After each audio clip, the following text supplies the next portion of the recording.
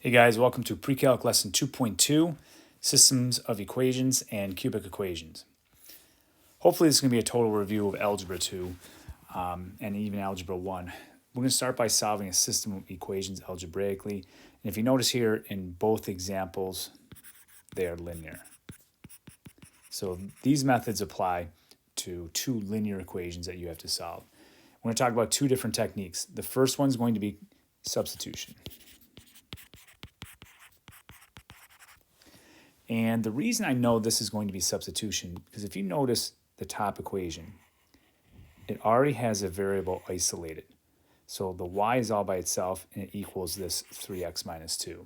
So kind of like we did in the last unit with functions, we're going to think of the second equation as having inputs. And what we're going to do is we're going to take this stuff right here, and we're going to input it into the y. So I'm a big fan of parentheses. You guys know that. It's going to be 4 times my input minus 4x equals 8. And again, I'm just going to take this stuff here and put it in the parentheses. Okay, so that's going to be 3x minus 2. And now this equation is very simple to solve. I'll go through the steps very quickly here. I'm going to distribute 12x minus 8 minus 4x equals 8. I'm going to add 8 to both sides to move it over here. That becomes 16, and I'll combine my like terms here. Okay, so that's going to give me 8x equals 16. Divide by 2, x is 2. Now, we're not done when we solve for x, right? When we're solving a system, we're solving for x and y. So what I need to do now that I know x is 2 is I'll take that and plug it into this top equation right there to get y. So I know y is going to equal 3 times 2 minus 2. 6 minus 2, that's 4. So x equals 2, y equals 4. And because we're talking about a system of equations, I like writing this as an ordered pair. Because it kind of reminds us that these are two lines that intersect, and they intersect at a point, and that point where they intersect is 2, 4. All right, or you could write out, you don't have to do both, but I'm just going to show you, x equals 2, y equals 4. All right, either or. All right, now the next system, if you notice, is a little bit different because I don't have one of the variables all by itself. They're on the same side. So in this system right here, we're going to use a method called elimination.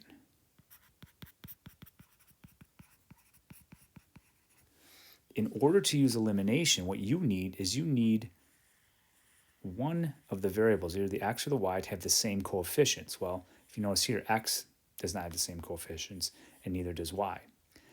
So now I need to do a little bit of work. I need to multiply one or both equations by some factor that will make those two equal. Well, the easiest thing to do here is to multiply this equation by a 3, right? Because if I can get a 3 here, then those would have the same. And even better would be if I multiply by negative 3, because then they would just cancel. So what I'm going to do first is I'm going to multiply this top equation here by negative 3. And I'm going to rewrite both equations off to the side. So my top equation becomes negative 3 times x, or negative 3x, negative 3 times 2y, or negative 6y, and then negative 3 times 1. And this is the most common mistake right here. Students forget to multiply the other side of the equation as well. Now my bottom equation stays exactly the same. I didn't change it. 3x minus 5y equals negative 8. And now all I do is combine the equations, all right? So notice right here, those are going to cancel out, gone. So I just combine like terms here, combine those terms, and then solve what's left. So let's see, negative 6y, negative 5y, that's negative 11y, and that's negative 11. So obviously here, y is going to equal 1. Okay? Now it's going to be a little bit more work to get the other variable, because if you notice, none of these, or neither, I should say, neither of these equations are solved for that variable. So you can plug this in wherever you want. You can plug it in here and solve this equation, or you could plug it into the top one and solve that equation. I'm going to plug it into the top one. I just think that's a little bit easier. So I'm going to have x plus 2 times 1 equals 1. Subtract 2 from both sides. X equals negative 1. You can write it as an ordered pair. I've already labeled these very clearly, so it's obvious what x is and what y is.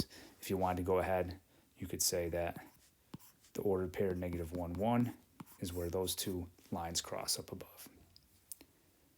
All right, and the last one we're going to talk about today, nonlinear systems. Now, if we have nonlinear systems, this is going to be substitution only. You can't do elimination, okay? Now, it depends on how the equations are given to you, but this one's going to work out nicely because notice y equals all this stuff here. So I'm going to think of the second equation, the y is an input, and I'm going to put this stuff in its place. So again, use your parentheses, 2 parentheses minus 4x minus 2 equals 0. And I'm just going to take this stuff here and put it in the input, x squared plus 1. Now this should be a very simple quadratic to solve. Let's distribute. 2x squared plus 2 minus 4x minus 2 equals 0. Combine all our like terms. 2x squared minus 4x, and those 2's cancel. All right, so I get something that looks like this. Again, not too challenging to solve, but we have a tendency to forget what to do when we don't have a trinomial because we're so used to doing reverse FOIL. But here, we're just going to take out a GCF of a 2x. And then I have x minus 2 equals 0. So I'm going to get 2 roots. The GCF always gives you a 0. So x equals 0, and from here, x equals 2. Now don't stop. Remember, I'm solving for x and y. If you think graphically here, what do we have? Well, this is a parabola, and this is a line. So I'm expecting 2 solutions. Well, I know what the x-coordinate is of both of those points, so now I need to find the y-coordinate. All right, I'm going to move over to the side here as I'm running out of room. I'll pick this top equation because it's already solved for y. Y equals 0 squared plus 1, so y equals 1. And y equals 2 squared plus 1, so y equals 5. Now, I definitely want to write this as an ordered pair because it has to be very clear which y goes with which x. And it's not real clear right now. I know what both values of x are, and I know what both values of y are, but I can't match up this y with that x. So please take a second here to match up your coordinates. This would be 0, 1. There's 1 point of intersection. And this one's going to be 2, 5. There's my other point of intersection. Okay, moving on. Graphically. All right, now, unfortunately, I can't show you my graphing calculator, but again, I'm hoping this is review from Algebra 1, definitely Algebra 2. So what I'm going to do here is I'm going to put this equation into y1 and that equation into y2. And if I do that, work that you need to show me is your window on the graphing calculator. So let's see, 9 minus 2x is going to look something like this. And that's y1, make sure that's clearly labeled. And y equals x minus 3 is going to look something like this. And that's got to be y2. Now, it doesn't have to be exact, but you have to make sure that your coordinate is in the right quadrant. So if you just draw these real quickly and your point of intersection is in the 4th quadrant, that's incorrect. All right, so next thing you would do is identify this point right here, P1, and just show me you're using the intersect key on your calculator. You're finding that point of intersection, which is 4, 1. And in this case, because it's a system, we want x and y. This is just my solution. So once you've done that, that's enough for your solution. You can just circle that. Sometimes, though, we just want the x. So we just have to be aware of how the question is worded and what they're looking for. In this case, they want both. Okay, example 2. So here I have a line, but it's not solved for y. Here I have a parabola, again, not solved for y. So what I need to do first is get these to be what we call y-ready. So I'm just going to do something like this. And here I just need to subtract this 2x to the other side. So this is going to be y1 equals negative 2x plus 6. And this one here I need to add x squared. So y2 equals x squared. Just throw those into the calculator. Look at your window. We'll talk about adjusting the window too when I see you guys in class. But the first one, y1 equals negative 2x plus 6. Kind of looks like so. So label that line y1. And your y2 is just a parabola.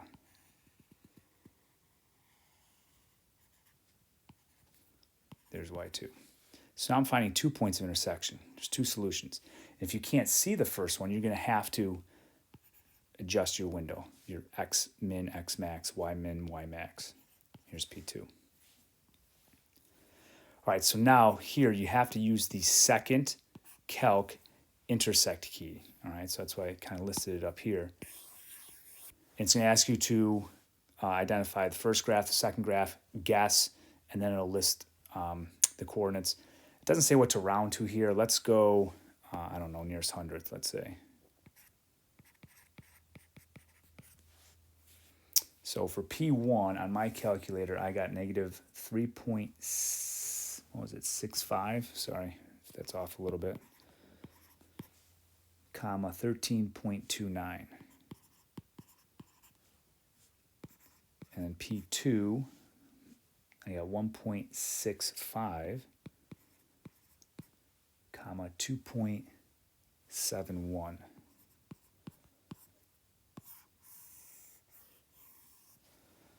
Okay, and there's a quick review of graphic solutions.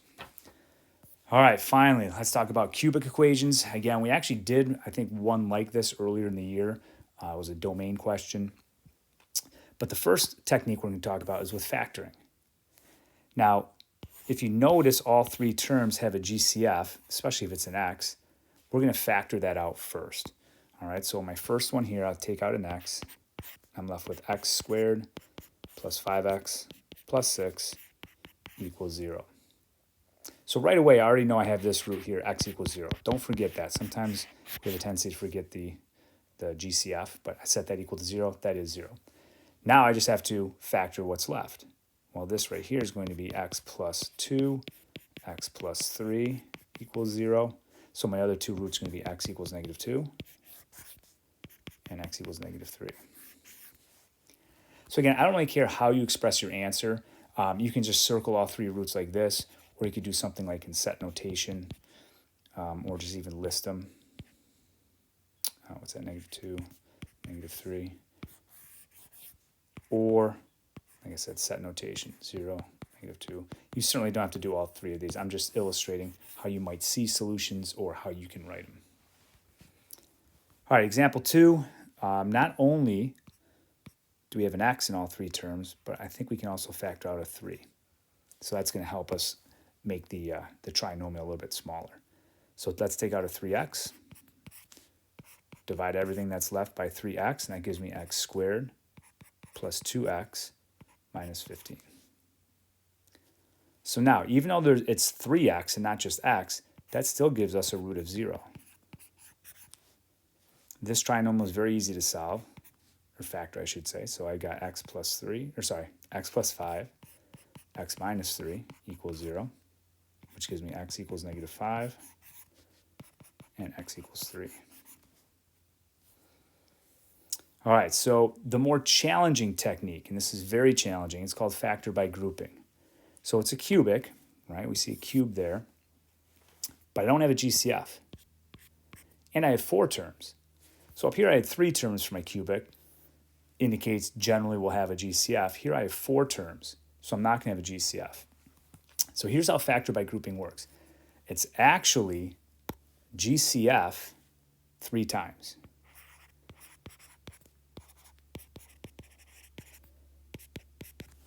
Okay, and the reason it's called factor by grouping is because we're going to group the first 2 terms, and we're going to group the second 2 terms.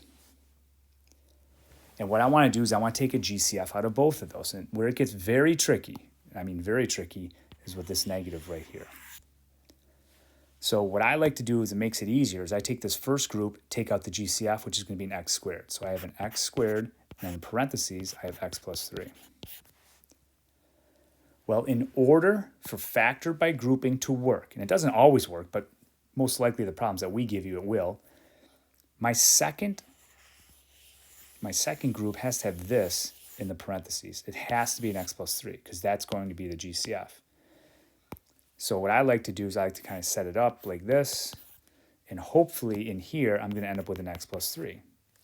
Well, what do you have to take out of these so that you get an x plus 3 here? Well, be careful. You're taking out a negative 4, and that's going to be the challenging part. I know it doesn't seem that difficult, by taking out that negative, because now if I divide this by -4, that just gives me x. If I divide that by -4, that gives me a positive 3. So now there's GCF twice. I did it here, I did it here. Here's the third time. Both of these terms, right? Now think of it, the minus sign kind of divides them up. So here's one term, here's your other term. Both of them have an x plus 3. So I'm going to factor that out front. Okay, x plus 3 times, well, what's left? If we get rid of the x plus 3, what's left? X squared minus 4. So that's what's going to go in here. Okay, x squared minus 4. Now, this is cool, you can factor this. So I'm going to be left with x plus 3. This is the difference of two perfect squares times x plus 2 times x minus 2. All that equals 0. And now I can easily get my 3 roots. X equals -3 and plus or minus 2. Okay, one more. This one's really fun. And that's not sarcastic. So there's one group. Here's another group. First thing I'm going to do, take out my GCF for the first group. So it's going to be 2x squared. Parentheses, x minus 4. So again, I know in order for this to work, over here, I need to have an x minus 4. How do you get an x minus 4 from this group? What do you have to take out? We're going to take out a -6. So minus 6. And again, this is how it works. -6x divided by -6 is just going to be x. That works. And 24 divided by -6 is -4. So now I'm confident I did it correctly because notice these two are the same. So there's GCF once, twice. Now here's the third time. We're going to take out an x minus 4. Well, what's going to be left for the parentheses? Take this out, take that out. What's left? 2x minus 6 here and there.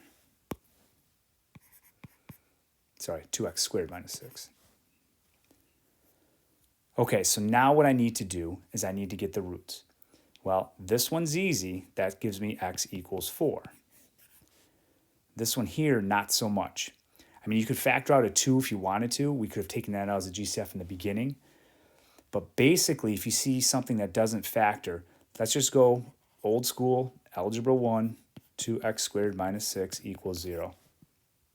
Okay, well, what am I going to do? Add 6 to both sides, so I get 2x squared equals 6. Divide by 2, x squared equals 3. This is calculator inactive. What's left to do? Well, take the square root of each side. Now, the last thing we have to remember, and we're going to see this all the time this year, when you solve an equation by taking a square root, so you have x squared and then you take the square root, don't forget your plus or minus. Okay, so x equals plus or minus square root 3. And there are our 3 roots, 4, positive square root 3, and negative square root 3. All right, guys, thanks for hanging in there for day 2 notes. As usual, if you have any questions, don't hesitate to reach out.